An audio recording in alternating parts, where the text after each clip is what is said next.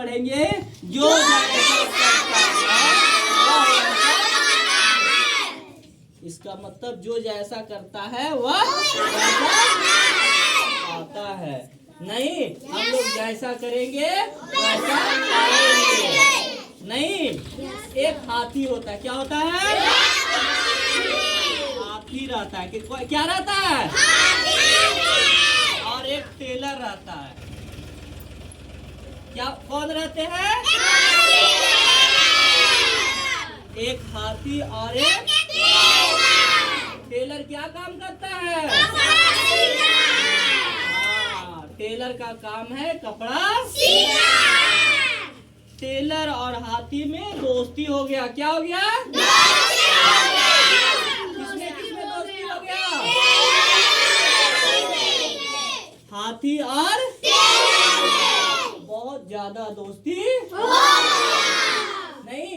हाथी प्रत्येक दिन तालाब में नहाने जाया करता, मतलब प्रत्येक दिन हाथी तालाब में स्नान करने का मतलब होता है कि नहाना, नहीं साफ सुथरा होना रहना। नहीं, हाथी प्रत्येक दिन कहाँ जाता था? तालाब में स्नान करने। और टेलर का दुकान ठीक रोड के किनारे था। टेलर का दुकान कहाँ था? ठीक रोड के हाथी प्रत्येक दिन उसकी दुकान से होते हुए तालाब में नहाने जाया करता। नहीं, और जब हाथी टेलर की दुकान पर पहुंचता था तब टेलर एक केले दे देता था। खाने के लिए कितने केले दे देते थे? और जब हाथी उधर से नहाकर स्नान करके आता था तब फिर एक केले मतलब दिन भर में कितने केले देते थे? कितने केले? 2 केले प्रत्येक दिन टेलर को। किसको केले देते थे? किसको? जानवर को? हाँ, जानवर हाथी को नहीं। उसके बदले में हाथी उसको टेलर को पीठ पर बैठाकर घुराया करते। पीठ पर बैठा कर हाथी क्या करता था? घुमाया करता। हाँ, नहीं, एक दिन की बात हुई, टेलर किसी काम के वास्ते कहीं दूसरे जगह चला गया। कौन चला गया दूसरे जगह? और दुकान पे वह अपने लड़के को बैठा दिया। किसको बैठा दिया? जब दुकानदार नहीं होता है तब दुकान पर उसकी पत्नी या उसकी बेटी या उसके लड़के बैठते हैं। नहीं, दुकान बंद कर देता है? दुकान चालू रहता है। अपने बदल में वो अपने परिवार को क्या करता है? तो वह अपने लड़के को दुकान पर क्या कर दिया? दुकान पर बैठा दिया।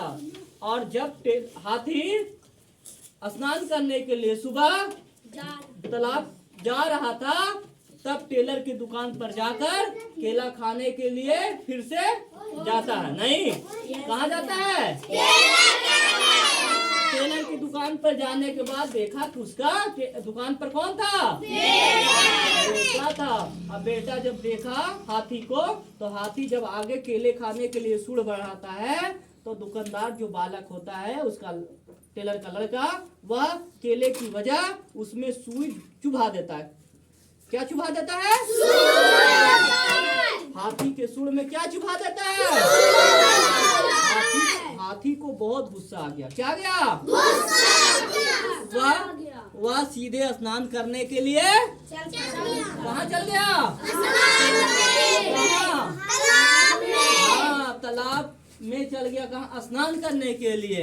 जब स्नान करने के लिए तालाब चला गया और उधर से हाथी अपना सूंड में गंदा पानी और कीचड़ लेकर चला। हाथी क्या लेके आया था? गंदा पानी और कीचड़। किसमें लेके चला आया था? बालक को इसका पता नहीं चल पाया। बालक को पता चला था?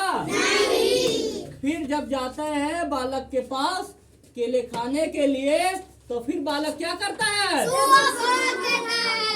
सुई फिर चुभा देता है, जिससे हाथी को बहुत गुस्सा बहुत। जब हाथी का गुस्सा आता है, वो गुस्से में खराब कचरा पानी और गंदा जल बालक पर फेंक देता है, और दुकान पर भी क्या करता है?